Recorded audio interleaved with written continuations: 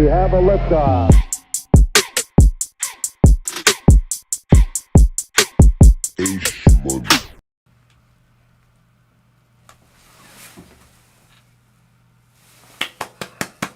We started a little late today. And that's my bad. We started a little late today. I was doing something, trying to get myself together, having a little bit of a long day. But we here though. Happy Tuesday. Got some exciting things to talk about today. Had some great football over the weekend. Hope everybody enjoyed their weekend. We talked about Saturday's games already on Sunday. So now today we're going to talk about Sunday's game and Monday game. All right, let's get to it. Let's get right into it. Let's jump right into it. Tonight's going to be, a little bit of a longer episode because I shortchanged y'all yesterday. I mean, not yesterday, on Sunday and Saturday I shortchanged y'all. I just haven't been feeling good the past couple days. So I'm going to just jump right into it. My favorite game of the weekend. Okay, was that Bucks and Lions game. I don't know what it is about this Lions team, and I don't know what it is about this Bucks team, but they keep seeming to perform and put on these excellent games. I wouldn't say excellent, but most entertaining. Most entertaining is like the right thing to say. I think Baker is doing his damn thing with Mike Evans in week 1 and then Chris Godwin week 2. It must be nice to be able to have 2 wide receiver ones on your team. And the same thing for Jared Goff and the Lions. Both quarterbacks balled.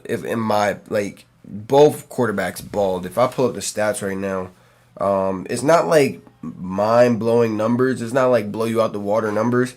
But, I'm not a box score watcher neither. But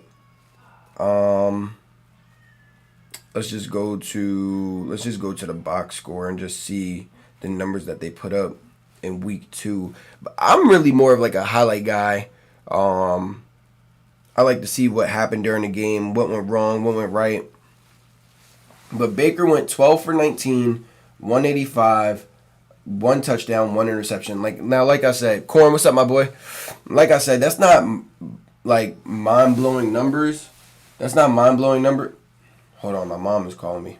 Hold up. I'm live on YouTube. Do you want to say hello? No. You don't want to say hello? No, I just wanted to know how I need to. I'm booking out flights, and I just wanted to know how is your name listed on your passport? Both last names. So it's Asian. Oh! I'm live on YouTube. You cannot say my full government. All right. Call me back. All right. Well, just text it to me then. Okay.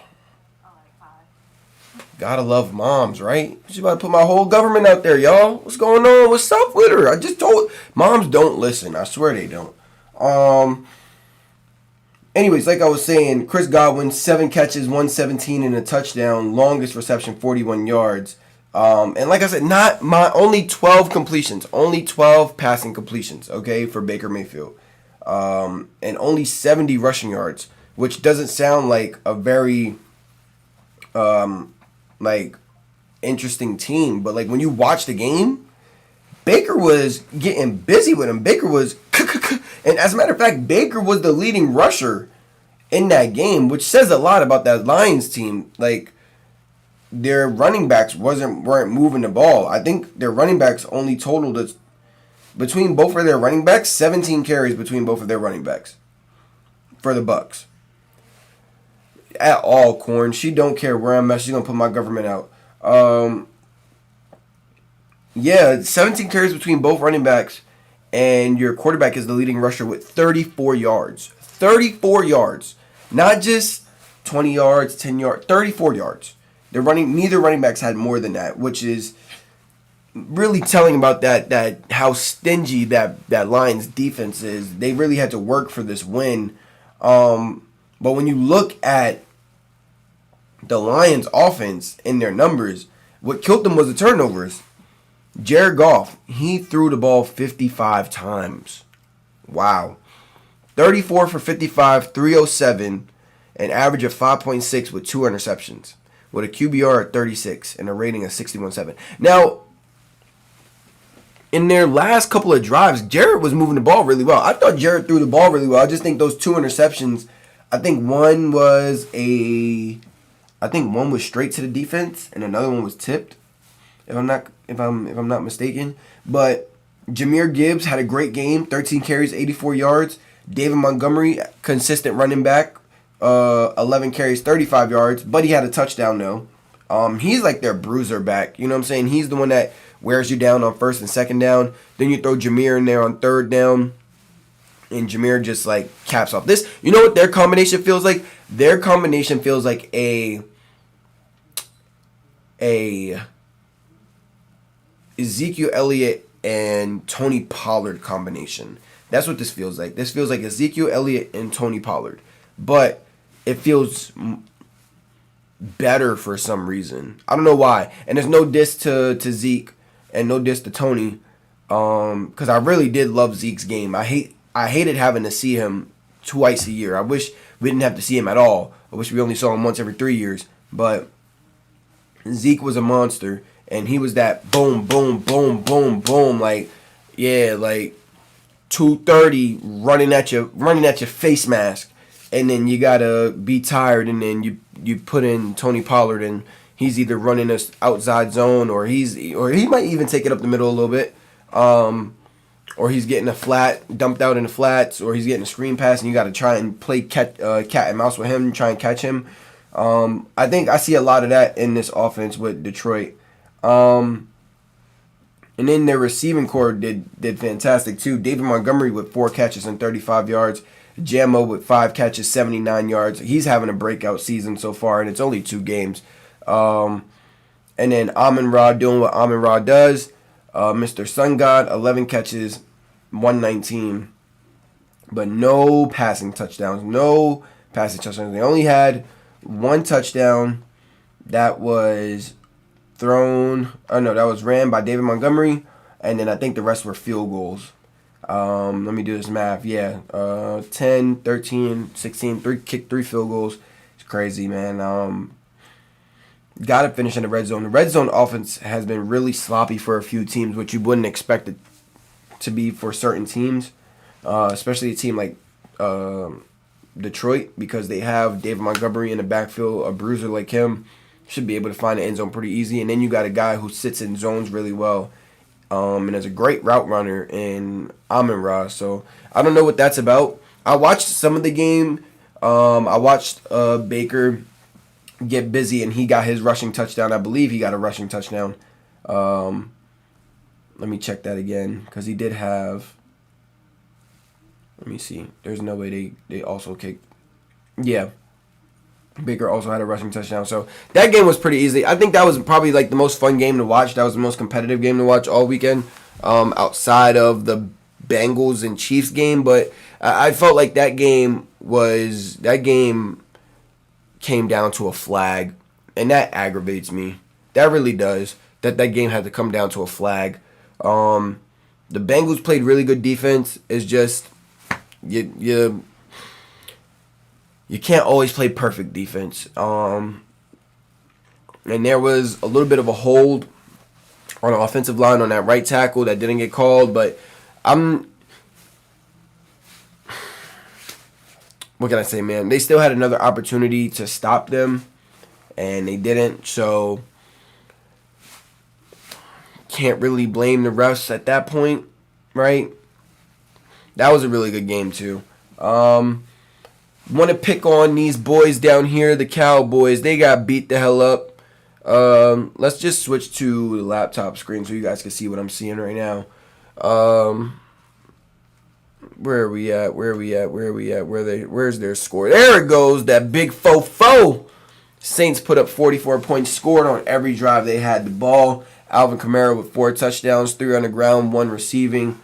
They beat the dog piss out of the Cowboys in Dallas. That is insane. That's insane. I wanted to highlight the fact that it doesn't get easier for the Cowboys, They play the Ravens, who is an 0-2 team, a very angry Ravens team because they should not be 0-2. If you could see this score right here, this game was ugly. This game was sloppy. I don't know what Ravens team we're seeing right now. This is not the Ravens that we know, that the league knows. Like everybody, this is a big question mark right here with this team right now. Todd Monken, John Harbaugh, Derrick Henry, Lamar Jackson, that O-line, that receiving group, they have to figure that out offensively. Offensively, they have to figure it out. You really can't sit there and say, it's the defense, it's the defense, it's the defense. The defense has to be better, blah, blah, blah, blah, blah, whatever the case may be. Offense, you have to close this game out. You have to. You have the best closer in the game in Derrick Henry. You have to figure it out. When you're running the ball on the outside, you're getting success. Those DBs don't want to tackle him. Once you pass the D line and your linemen climb to the linebackers, they get chipped off a little bit. Those DBs don't want to tackle Derrick Henry one-on-one. They don't. So I don't understand why not. Why are you getting away from giving him the ball? In the second half, Zay Flowers didn't get too much love. I don't understand why not get him the ball. I don't know what's going on. Todd Monken, I think him and Lamar just aren't on the same page right now. I don't know what it is. I don't know if they don't want to take away and not make it the Lamar show anymore, or if they don't want to take away and they want to make it the Lamar show, but they really can't because their offense can't really move the ball. Well, no, their offense can move the ball, but they can't do it on a consistent basis. Like, that O-line is not good. That's where it starts. It starts at your O-line, right? Where does football start? Football starts at the line of scrimmage. And the line of scrimmage, the first people that line up on that line of scrimmage is the O-line. They are the first ones on the line of scrimmage, and that's where it starts at. It starts in the trenches. That O-line did not perform too well.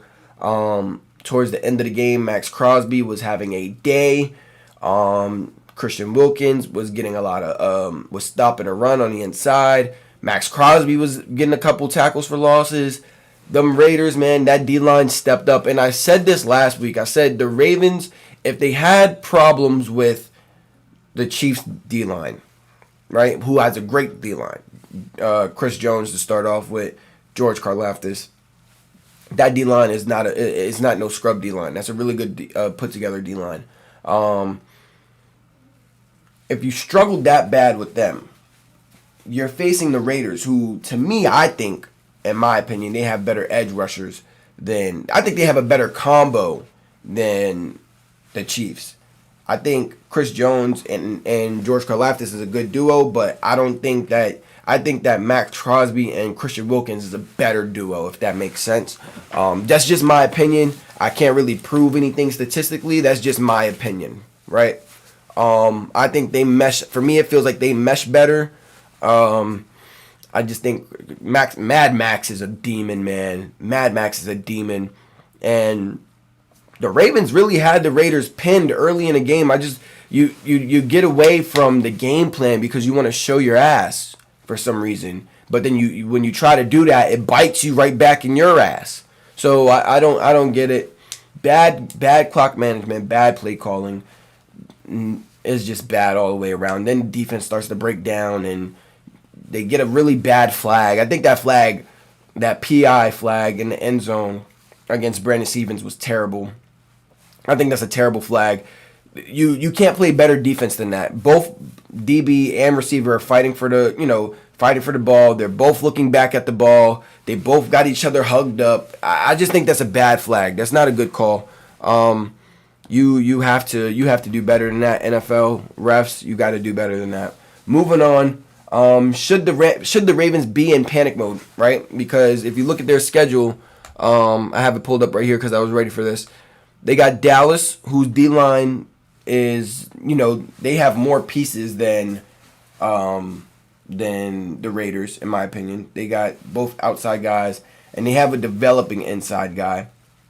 But they have two outside guys who can get after it in DeMarcus Lawrence and Micah Parsons. We know what those two guys can do.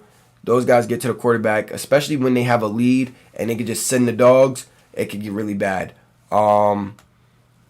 Buffalo Bills, really good D line. They played Buffalo Bills, really good D line. They played really well last week. I'm not gonna lie to you. No, it's not. It's Max Crosby is probably a better edge rusher than both Micah Parsons and DeMarcus Lawrence, but they, in my opinion, what the Ravens got away from, because they were running to the edge. When they started running wide zone, they found success. Derrick Henry was getting 5 to 6 yards a carry, and then once they opened that wide zone up, the inside opened up, and then you see in Derrick Henry, they ran a read option. Derrick Henry got 9 yards, 8 yards. The Ravens, I don't know why they got away from that. And it allowed the Raiders to play up in the box a little more. It allowed the Raiders to predict the plays that were coming. I just think I don't think any other team like Buffalo, they're not going to allow that. Buffalo's not going to allow that to happen. I don't think if Buffalo and the Raiders were to play, I think Buffalo beats them. And in my opinion, if you were to run this game back again, the Ravens, I would still choose the Ravens to beat the Raiders. I think anybody would. In any given situation, I would choose the Ravens to beat the Raiders. I just don't think that they played well in that last quarter. Now, not to say, like, to get away from the D-line conversation, the Cowboys, in my opinion, all around have a better pass rush than the Raiders. Because what also comes along with pass rush, right? When you have a good pass rush, right, your secondary, it's like it rotates. It's like a revolving door, right? Your pass rush does really well because your secondary does really well. When your secondary does really well, your pass rush does really well. The Raiders don't have a really strong secondary, but the Cowboys do. And that's why I lean towards the Cowboys being a better D-line, because they could get to the quarterback a lot quicker off the edges.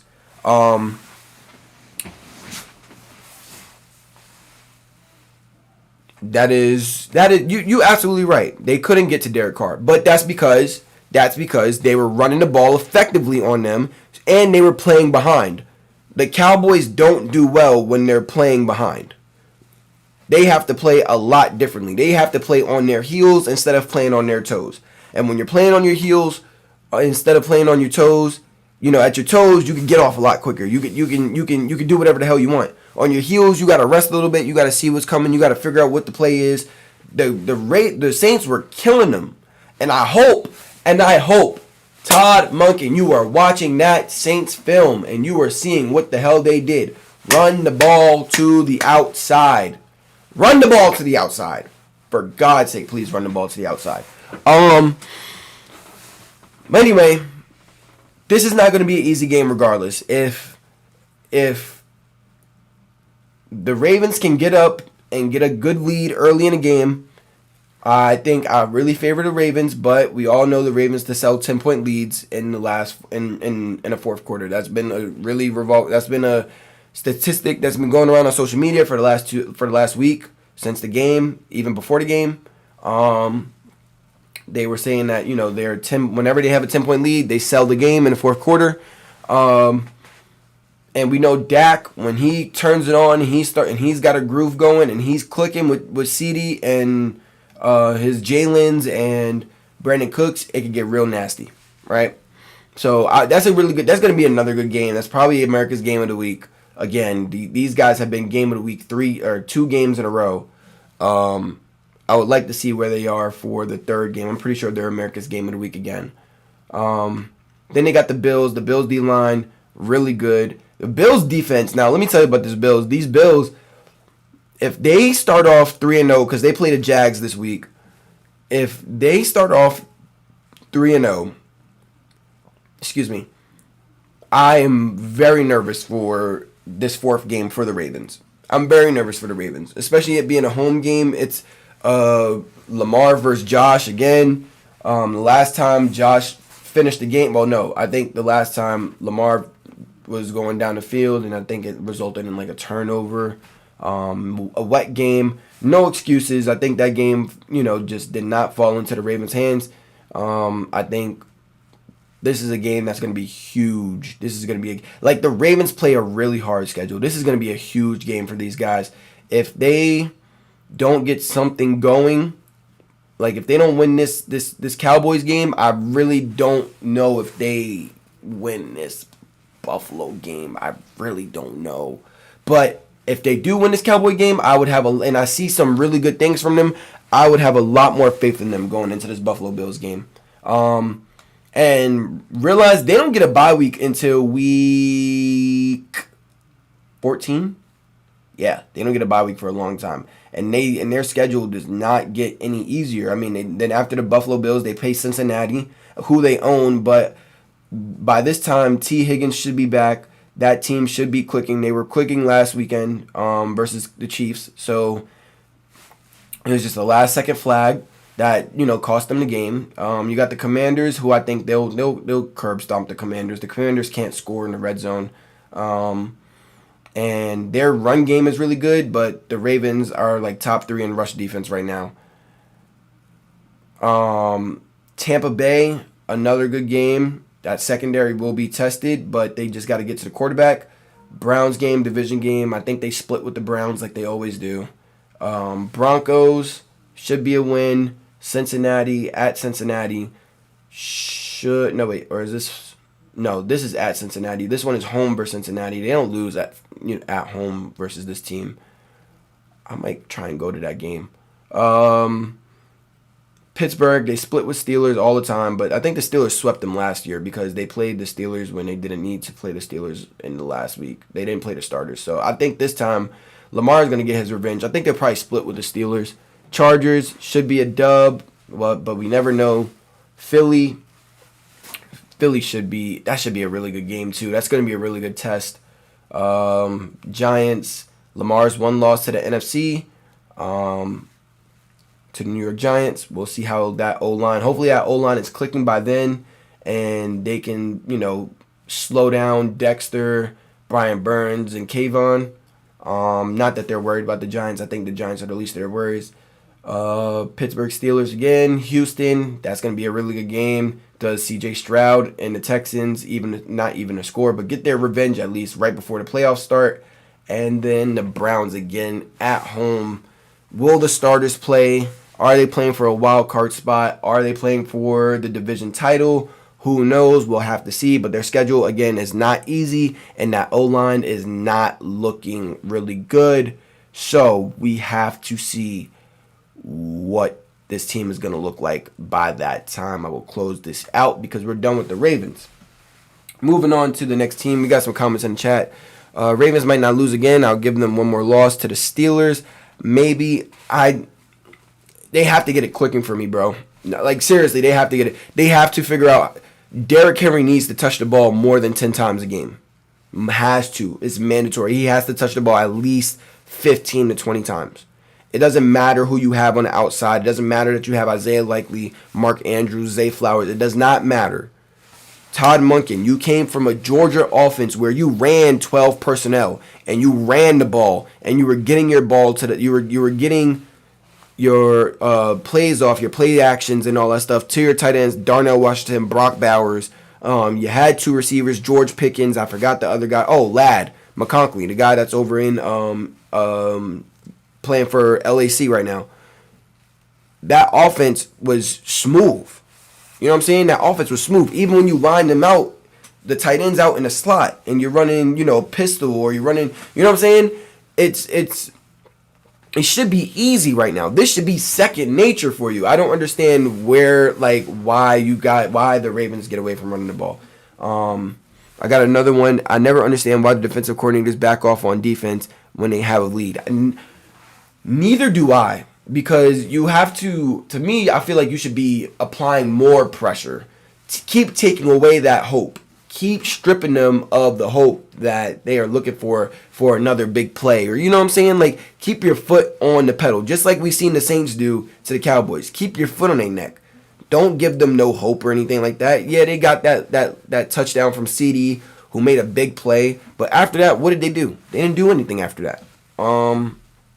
Moving on, we're seeing something very similar in Carolina. that we've seen in Chicago. Is Bryce? My question is Bryce being treated fairly in Carolina? My thing is, your first year with him, it was terrible. It was a shit show. Okay, it was bad. The O line bad. Receivers, Adam Thielen being your best receiver when he's always been a wide receiver too. Good for Adam Thielen. I love AT. I love AT out the slot. AT is my. I love AT. I have no problem with AT being a wide receiver one, but being that there are a lot of better options out there to have a wide receiver one, that says a lot because AT is probably not even a top 20 wide receiver right now. Right? Then you add Deontay Johnson. Cool. We're not seeing anything from him. You got Xavier Legette. Cool. So you got a solid 3-man core in the receiving group.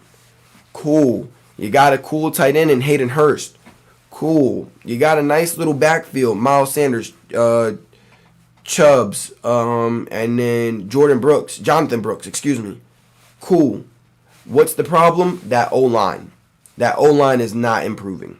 Okay? It's not the fact that Bryce can't see over the line. It's not the fact that there's some throws that Bryce makes that's like, what are you doing? What are you looking at? But I think it's because in his mind, the clock, as soon as it's snap, catch the ball, I have to throw it right now because I don't have time to go through my progressions. And then when he does have time to go through his progressions, he doesn't realize he has that time to go through his progressions. You can see it on the film. You can see it on the tape.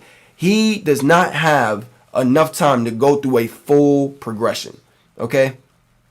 You have two route runners who should be able to get open on, in Deontay Johnson and Adam Thielen. Adam Thielen being a little bit older, so you should be looking for Deontay Johnson, but I just don't think that Dave Canales, the head coach, is really setting him up to be in the best position right now. I think really you need to start handing this ball off, create a run game first, and then create a passing game. Your defense, lackluster. It's not really that great right now. Jadeveon Clowney got locked up by Joe Alt, a rookie, who's a good right tackle. Don't get me wrong. Joe Alt is a great tackle. But you didn't even create no pressure. You didn't create no pressure at all. So, that defense has to be figured out. J.C. Horn, you got studs on defense. You got studs. You got J.C. Horn. Clowney's not no scrub. Who's the big guy in the middle? Derek Brown. You got Derek Brown. You need to add, you got, who's their linebackers? That's bad. You can't even name their line. Oh, Shaq Mason. Shaq Mason. I don't know who the opposite corner is. Their safeties, I don't think is Von Bell still over there, or is Von Bell back in Cincinnati? I think Von Bell is one of their safeties. I'm not sure. But, that just says a lot. You don't have any standout names outside of J.C., Jadeveon, Derek Brown, Shaq Mason. That's not enough. You know what I'm saying? Especially because those are older guys outside of J.C. J.C. is just coming back from being hurt for the last 2-3 seasons. I just don't think benching him right now does anything for him. It doesn't benefit him. Unless you're benching him to watch him play, or no, watch Andy Dalton play and see, if Andy Dalton is making these mistakes out here, then you're just sending Andy Dalton to his death because if Bryce was getting killed back there, what do you think Andy Dalton is going to do? Maybe Andy Dalton makes some veteran checks. He's seen the defenses before. Maybe he can go out there, make a couple of things happen. But the Panthers, you're not in a win-now situation. You're not in a situation where you're in a win-now situation. Your flip did not happen like how Houston did. Houston was set up to be in that position. They had the draft picks. Okay, they drafted really well. They already had vets on that defense and offense, so that when they got these new pieces, they were only missing a quarterback. That was all they were missing. They were just missing a quarterback. They had a wide receiver one, right? And Nico. I've been said Nico was nice. Nico just needed a better quarterback than Davis Mills. Their defense was nice. Jalen Petrie, right? The middle linebacker. Not Aziz, because Aziz wasn't there before, but the one that's next to Aziz now.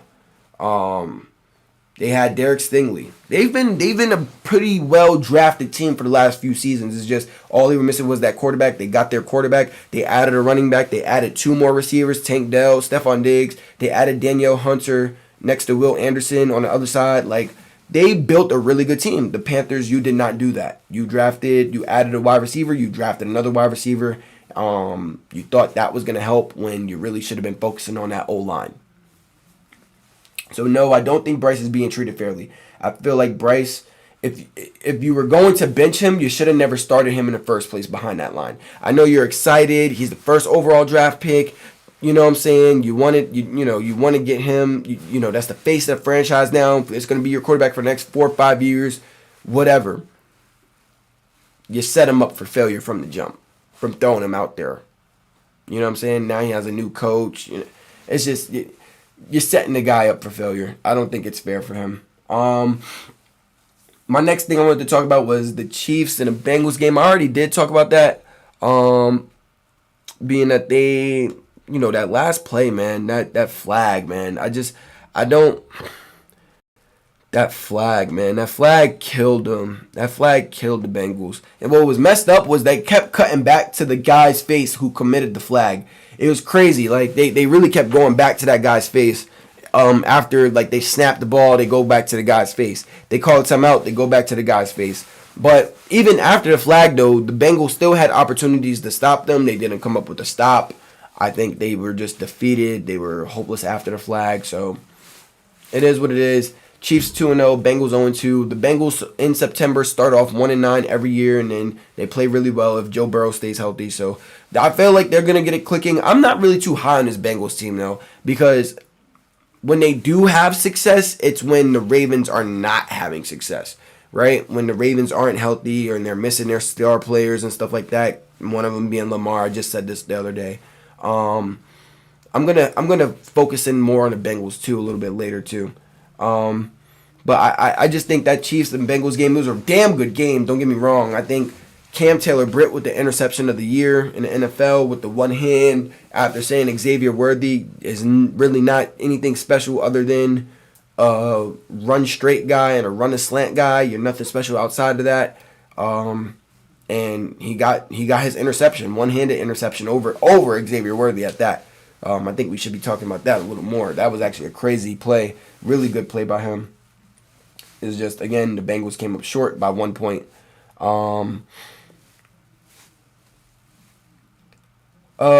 Caleb Williams in Houston on Sunday night. When your quarterback gets sacked, let me see how many times he got sacked. I want to say it was... Oh, speaking of sacks, the Lions had 5 sacks. I want to say this right now. Sacks are a great stat to have. Sacks, they ruin games. They win you games. They are game wreckers. But at the same time, to me, sacks is probably like a top 3 most overrated stat in football, in my opinion. This is my opinion. That's a hot take for me. Because you could get a sack on like second and third. You can make it could be second down. You get a sack, it's third down, right? You get a sack again, it's fourth down. Now it's 4th and 25.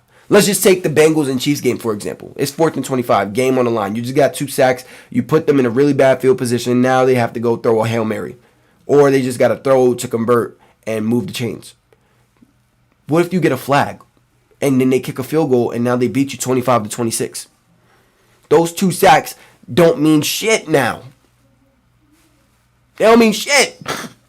Right? So that's just why, to me, it's like, it's a great stat. You know what I'm saying? Like I said, they win games, they wreck games, they change game plans.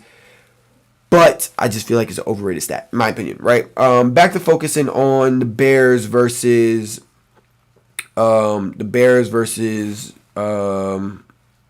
Houston.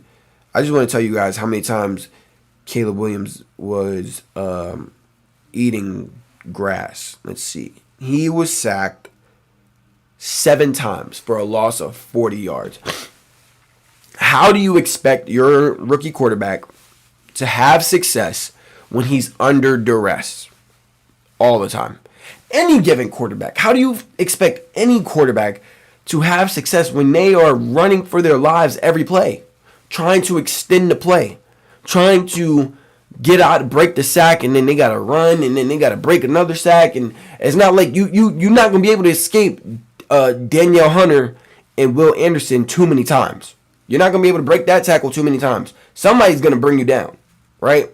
And Houston did a really good job in containing him in the pocket, but my goodness, did they harass the hell out of him. He went 23 for 37, 174, averaged 4.7 yards in the air, 2 interceptions, again, sacked 7 times for 40 yards, a total of 40 yards.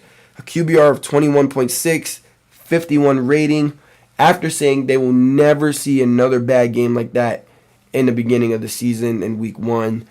This is not a great game by him.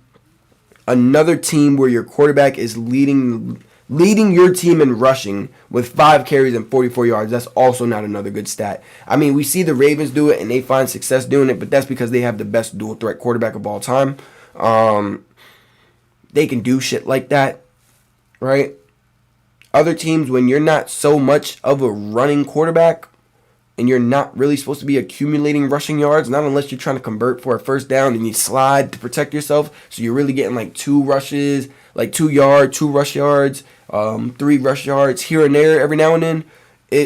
Your running back got 14 carries for 18 yards. That O-line is not doing anything. The next running back, 1 carry for 6 yards. The next running back, 2 carry for 3 yards. Why are you guys not running? Why are we not running the ball anymore? Why are we not running the ball anymore? What are we not? What's not clicking that we don't want to run the ball? Are we? Khalil Herbert and DeAndre Swift is a damn good backfield. To me, that's a really good backfield. I feel like any team would like to have a backfield like that, right? DeAndre Swift is not a bad running back. He's a really good running back. Get him the ball. Khalil Herbert, he's been a good running back for the Bears for the last 3 years. Give him the ball. What is you're putting your quarterback in these situations? First of all, the Texans are built to kill the pass, to annihilate the pass. And that's exactly what they did last night. 7 sacks is insane. It is insane. And this is what I mean. Their 7 sacks were critical. They killed the game in 7 sacks. They had no passing touchdowns. In other games, those sacks probably mean nothing. Maybe 2 of these sacks, 3 of these sacks probably meant nothing. Who knows? But they had 7 of them, and that's loud. That speaks volumes. Your O-line is not good, and you threw your rookie quarterback behind that in the fire, right? You guys potentially have playoff hopes. You guys have one of the best prospects to come out in a long time since Trevor Lawrence. This is not good, Bears, Chicago. You guys got to figure that out. Caleb, not every play has to be extended, my guy. Throw it out of bounds. Slide, protect yourself. Don't force passes. I know it's rookie mistakes, but you got to be better. You should be better. You should want to be better. I don't want to focus on that team too much because people love to hate on Caleb, though. I'm not going to be that guy that says, like, oh, he spoke all this and da-da-da. He came into the league thinking he was this. Listen, let me say something. I love when guys come into the league with confidence. The humble shit, I'm all right. I don't like talking about myself. F that, man. Talk about yourself. Hype yourself up. Build your brand. Build your image. So what if people are going to hate you? People are going to hate you regardless. If they're not hating you, then you're not doing something right. That's how I see it. If they're not hating on you, then you're not doing something right.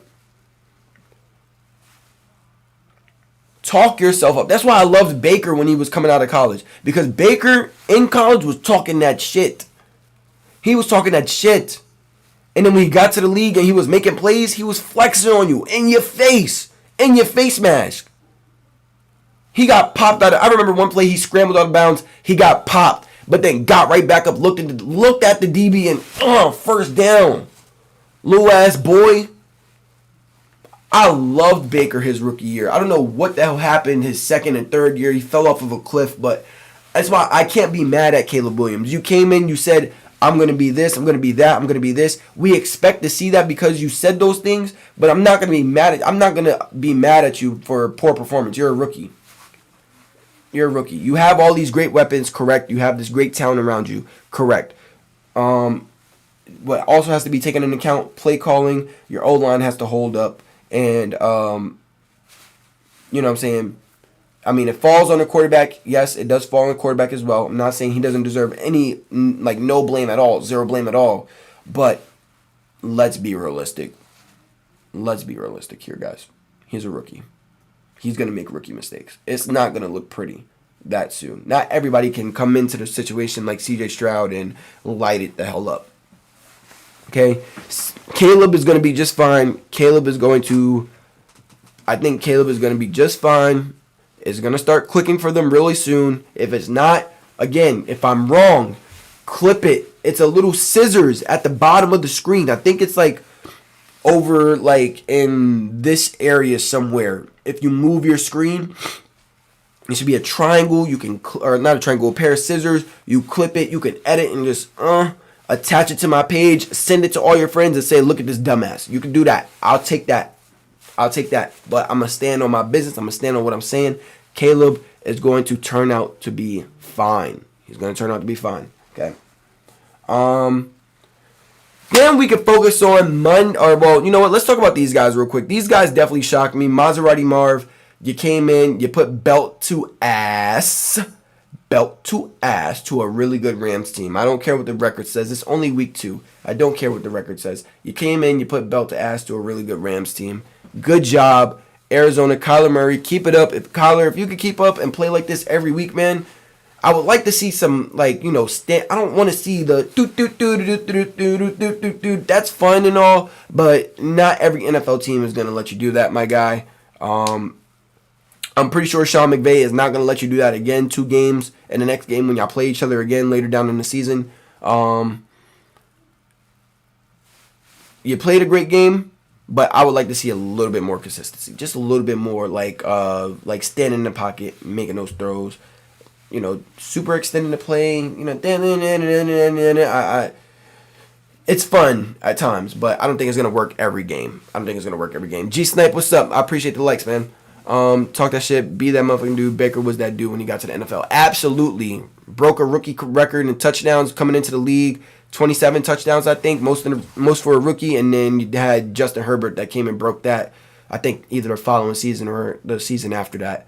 But yo, Baker lit it the hell up, right? Moving on next. I don't know how this team keeps finding ways to win, but this is what I mean when like defense wins you championships.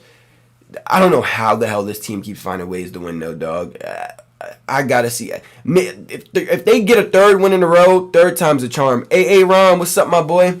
3rd time's a charm. Listen, I got 4 people in the building. Do me a favor, share the stream, share the link. Sub, you see I'm 6% to my goal. I'm trying to get to 1,000 subs by the end of October. I got some days left to go, 42 days left. I feel like I could grow really quick. I need to edit these clips and stuff like that. I've been really lazy about it, but just a quick commercial pause. Like, share, comment, subscribe. Do those 4 things. Turn on the notifications if you want a 5th year option for your boy. Just so you can see when I'm going live, because that's all I'm doing. I'm just going live. That's all I'm doing. I'm just going live. I'm talking sports. Right now it's football season, so we just talking football. Back to the regular daily schedule program. We got to talk about this team right here. The Dirty Birds and the Dirty Eagles. The Seagulls. The Dirty Birds and the Seagulls. All right? Falcons. Kirk Cousins. Eagles. Jalen Hurts. Saquon, you sold the game. I'm going to say that with a smile on my face. As a New York fan, I'm happy. I'm very happy.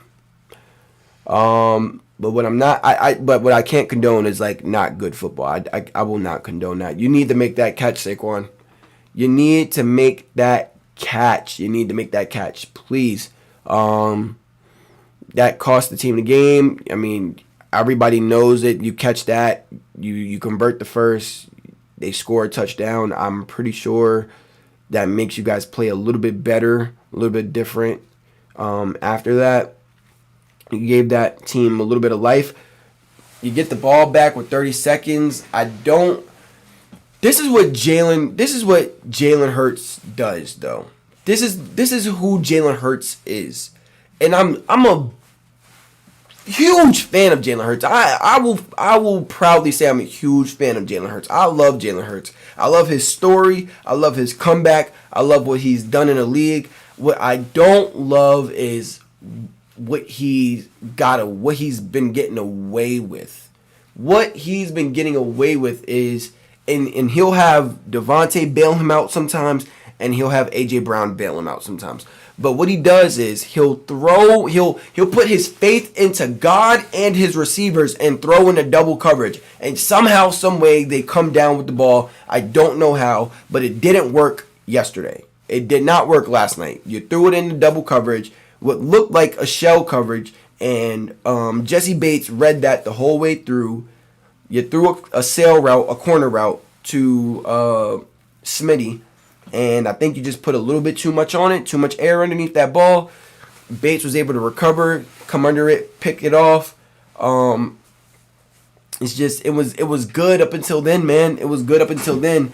I just think if Saquon catches that ball, they don't even have to be in that situation.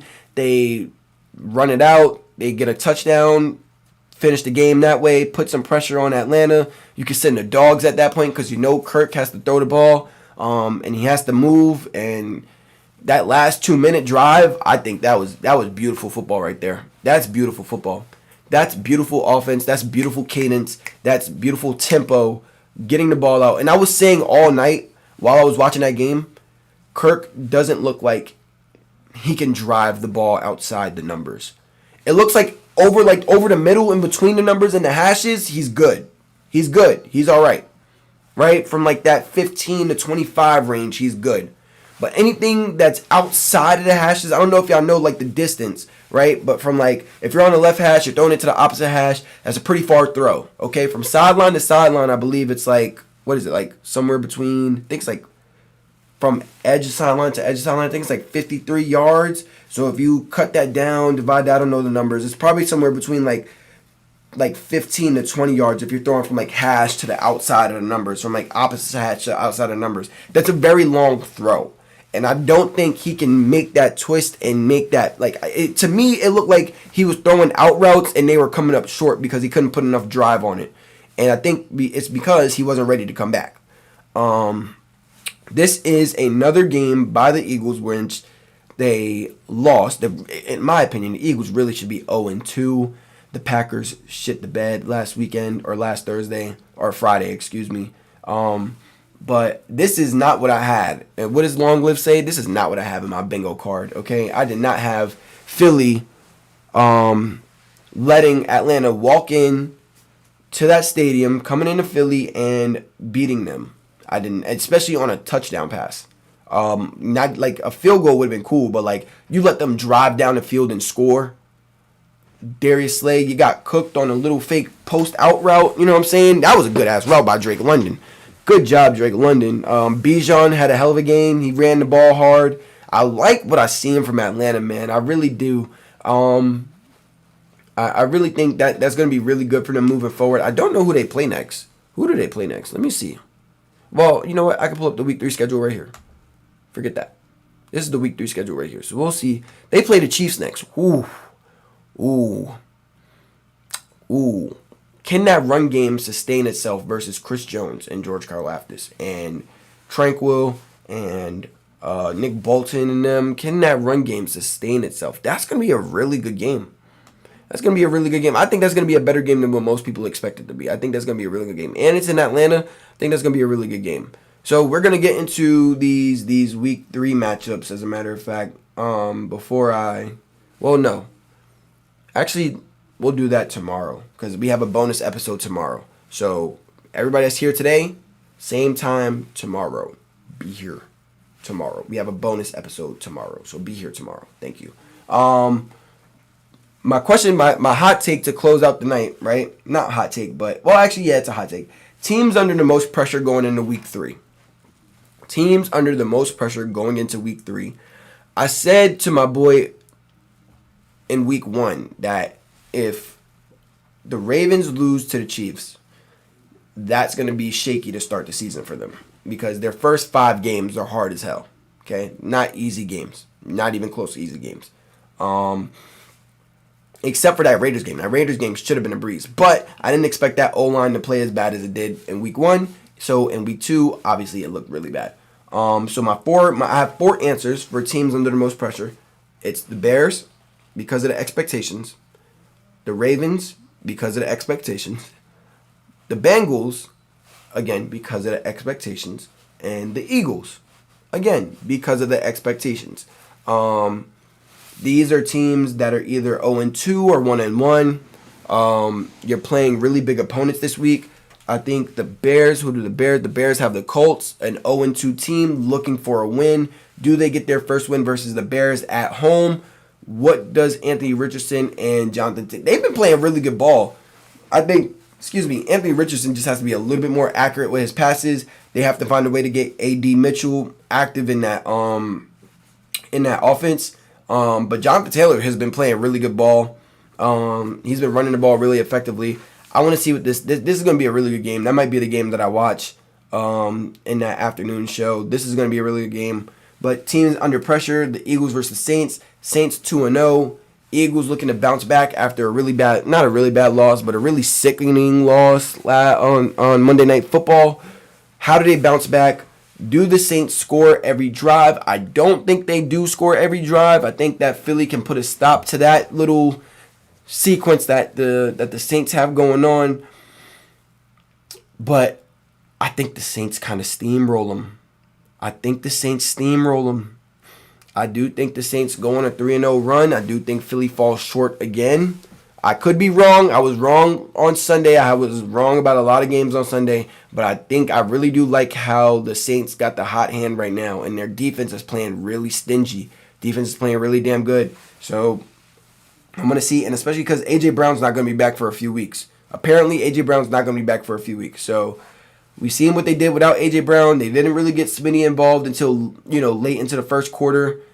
He did get a touchdown towards the end of the half. We want to see Kellen Moore change that because Smitty is a damn good wide receiver. You have 2 wide receiver ones. When one goes down, you still got a wide receiver 1 in Devontae Smith. Use him. He's a Heisman winning player. Use him. Okay? Use him. Okay? Saints, Eagles. I think the Saints are not the Saints. I think the Eagles under the most pressure. Then we go to the Bengals. Who the Bengals have? Let's see. Where are they at? They have the Washington. 0-2 Bengals versus the 1-1 Washington team. Washington has yet to score a passing touchdown. They have not thrown a passing touchdown yet. They have only scored rushing touchdowns. They didn't score a touchdown last weekend. They only kicked 7 field goals, and won a game versus the really bad New York Football Giants. It really sounds crazy to say. I think the Bengals cut up this secondary. They take full advantage of that being their weakest link on this Commanders team is that secondary. I think the Bengals come out on top on this game. I can't believe this is a primetime game. We get a doubleheader on this Monday, by the way. Bills and Jaguars and Bengals and Commanders. I will be watching both games. Then you got the Ravens. The Ravens is my last answer. Ravens play the Cowboys week 3. Like I said earlier, 1-1 Cowboys coming off in a really embarrassing loss. And then the 0-2 Ravens also coming off a really embarrassing loss. But this is an angry Ravens team. They are looking to bounce back. They are looking to get a win because their next 3 games are not easy. Like, if they lose here, I see this being a really bad season for these guys. I see this not being a really good season for these guys, if I'm being completely honest. To start the first 5 games with no win, or first 4 games with 1 win, or maybe even no wins, it's going to be really bad. It's going to be really bad. It's going to look really ugly. This team is going to start breaking down. Guys are all of a sudden going to start, oh, I'm hurt, da-da-da. We'll see IR, blah, blah, blah, blah, blah. We see it every year. Yeah, this is a team that needs they need a W bad. This is a must-win game. This is a must-win game for them. I mean, and it's only you can't even say it's only week 3 because we're already in week 3. It feels like the season just started, but we're already in week 3, and the Ravens are 0-2. They need to win. They need to win bad. more than the Cowboys. I think this is a game that the Cowboys can afford to lose because the NFC is so wide open. They can lose this game and they're still guaranteed 3-4 wins because they play the Giants twice. Those are 2 wins that I don't believe that the Giants are going to beat the Cowboys twice or not even once. Then they play the Commanders. CeeDee Lamb is going to kill that secondary. Dak is going to kill that secondary. I don't think neither of those games that they play will be close. Washington doesn't really play too well against the Cowboys. Even if Dan Quinn is a former Cowboys coach, I really don't see this game being... I don't see those 4 games being close at all. I do see the Cowboys annihilating them all 4 times. So those are 4 wins. Those are wins that they could blow. Ravens, not so much because everybody in that division is a competitor for the playoffs. Browns, playoff competitors. Pittsburgh Steelers, they started off 2-0. That defense is nothing to play with right now. Playoff competitors. Just call it what it is. Bengals, playoff competitors. Just call it what it is. You know what I'm saying? So this is why these losses that they piled up, these 2 early losses that they piled up, to me they're more significant than what they look like. You know what I'm saying? I think these because the Ravens to me were supposed to be no worse than 12-5. So to me they should only give up 3 more losses. But looking at their schedule and looking how their O-line is performing and looking how their offense is not finding a consistency in these games is very alarming. They need to find something quick, and hopefully it's against this Cowboys team because this Cowboys team is really good. I really do like watching the Cowboys play. They're a really good team. But I just don't like watching them play when they play us. But that's just about it that I have for tonight. I had some really good topics to talk about that we talked about earlier today in this Facebook group chat that I'm in.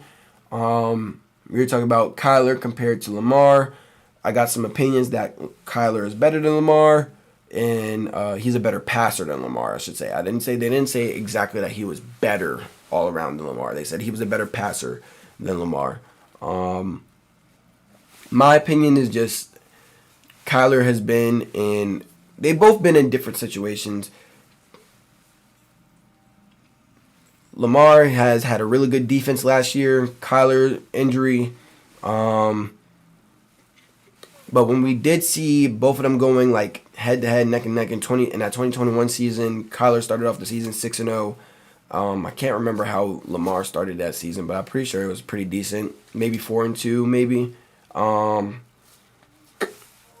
Kyler, I think he was in a better offensive situation, if you will. And that's what I'm gonna do. I'm gonna leave it at that. We'll get into that conversation another day.